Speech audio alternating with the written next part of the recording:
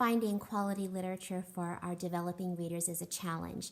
They're far past those early reader books, but not yet ready for the complexity of the chapter books. And it's really hard to find engaging, quality books. I'm constantly on the hunt.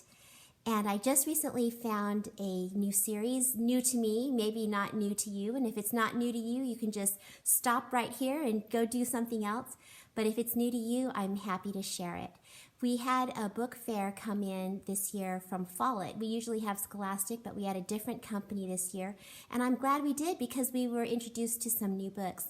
And it's this is the Waylon series, and it's by Sarah Pennypacker. I've never read a Sarah Pennypacker book, though I've seen her name many times, and she's the author of Pax, which I have bought so many times to give as gifts, but haven't yet read it, and now I'm going to be reading it very soon.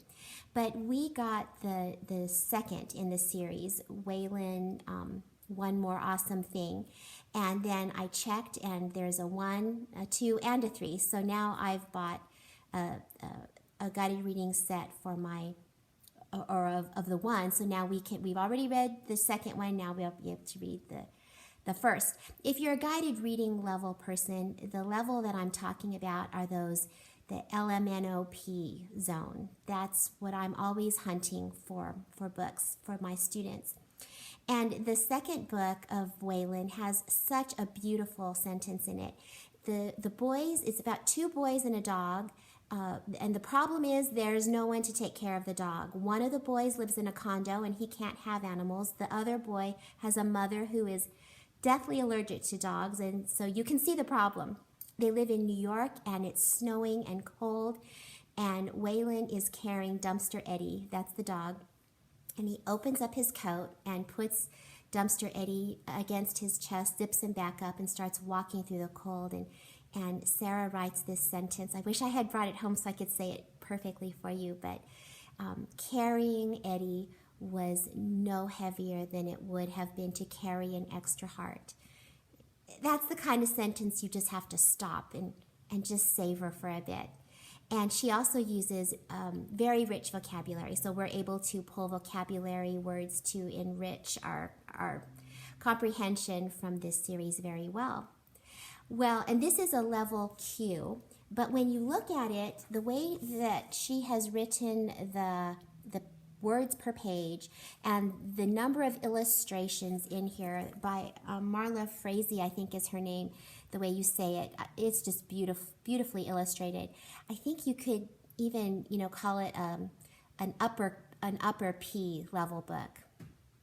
But in the second of the series, a character was introduced named Clementine, and as soon as I saw this character, I thought she looks very familiar. This was written in 2016, and I thought, I've seen this character before. So I ran over to my classroom library, and sure enough, I had this book, the Clementine book, and but I had never read it, had never really paid any attention to it, and it's delightful. This is at a level O, so I bought a set of this for my level O guided reading group, and we're going to start tomorrow. I'm so excited.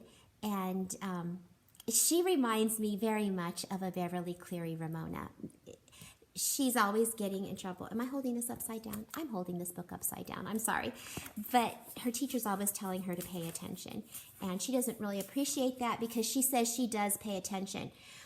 It was unfair for my teacher to tell me to pay attention because I was the only person in the whole art room who was paying attention, which is why I could tell everyone right in the middle of the Pledge of Allegiance that the lunchroom lady was sitting in the janitor's car and they were kissing again.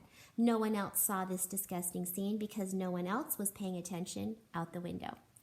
So we all know who Clementine reminds us of. There are 7 in this series, so I'm just as thrilled as can be to find this series. And we know that having our students read series just expands their comprehension so much because there are similarities, there are personality, character traits that we can follow and see them progress and grow and develop. And so it's just a beautiful way to help them with their reading comprehension.